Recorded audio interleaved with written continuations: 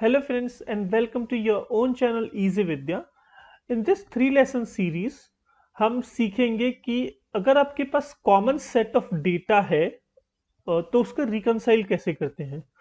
Mostly applicable होता है in case of bank reconciliation, जब आपको सिमिलर नंबर ऑफ अमाउंट्स या सिमिलर अमाउंट्स के नंबर ऑफ आइटम्स दिखते हैं, या फिर वेंडर रिकंसिलेशन या कस्टमर रिकंसिलेशन जहां सिमिलर अमाउंट्स बहुत ज्यादा है।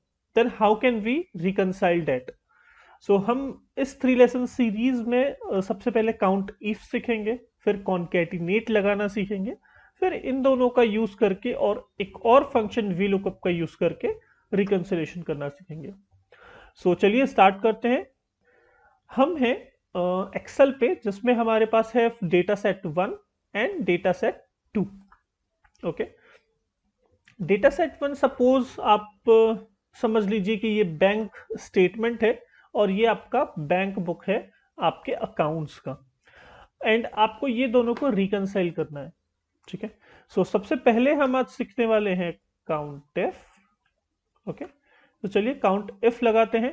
काउंट इफ लगाने से क्या होगा, काउंट इफ फॉर्मूला का यूज क्या है कि हम काउंट इफ लगा के ये देख सकते हैं कि ये जो पर्टिकुलर अमाउंट है, सपोज 8,31,000, वो इस रेंज में, इस कॉलम में कितनी बार है।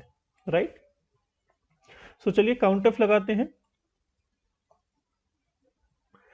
सबसे पहले हम ये देख रहे हैं कि गलत तरीका क्या है काउंट इफ लगाने का, ताकि आपको ये हमेशा याद रहे कि काउंट इफ कैसे नहीं लगाना है। राइट, सो चलिए मैं सबसे पहले, ये रेंज पूछ रहा है तो मैं रेंज दे देता हूं, कॉमा क्राइटेरिया में, चलिए यहां पर दिखाता हूं, is equal to count if. Right, सबसे पहले रेंज, तो हम कर्सर की यूज करके ये पूरे रेंज को सिलेक्ट करेंगे, कॉमा क्राइटेरिया मीन्स हमको ये वाले अमाउंट ढूंढने हैं, so this is our criteria, and enter. So 8,31,000 इस रेंज में, इस कॉलम में 6 टाइम्स है। चलिए इस फॉर्मूले को कॉपी करके पूरे इसमें पेस्ट कर देते हैं।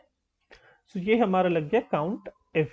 बट अगर आप देखेंगे, सो यहाँ 8,31,000 को 6 टाइम्स दिखाता है, यहाँ 5, यहाँ 4, यहाँ 3, और ऐसा करके वो कम करते जा रहा है और सबसे लास्ट में 1 टाइम्स दिखाता है। राइट, तो ये जो काउंट इफ है हमारा, ये इनकरेक्ट वे है काउंट इफ लगाने का। इसका रीजन बताता हूं।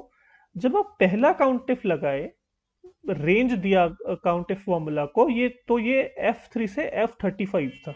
राइट, मतलब F3 से F35 लास्ट रेंज तक।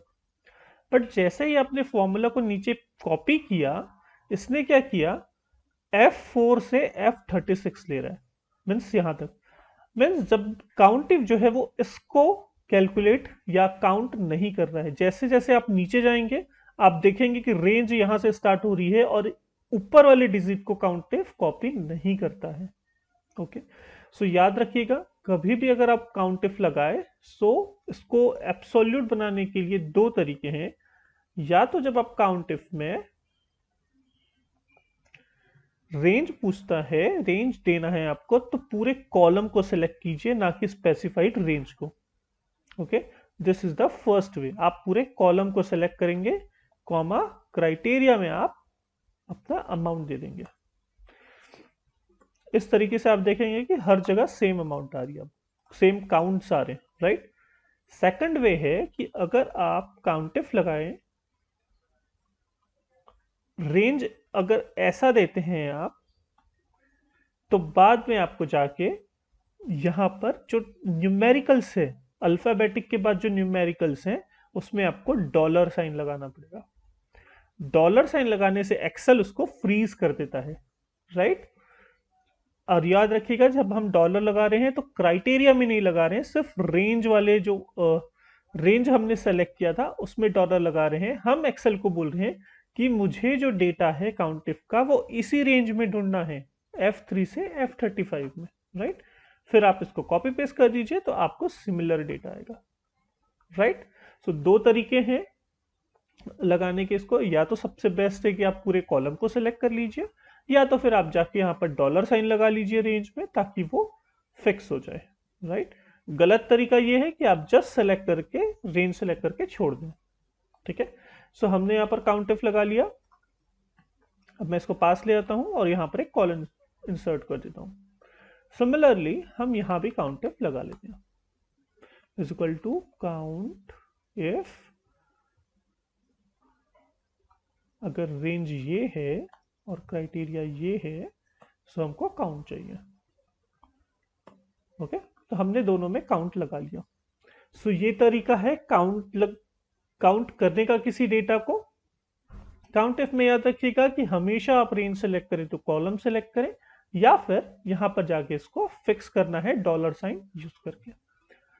सो इस क्लास में इतना ही। नेक्स्ट क्लास में हम कॉनकैटिनेट सीखेंगे एंड उसके बाद हम देखेंगे कि हम इन दोनों फॉर्मूला का यूज करके रिकंसिलिएशन कैसे कर सकते हैं। चलिए मिलते हैं नेक्स्ट वीडियो पे।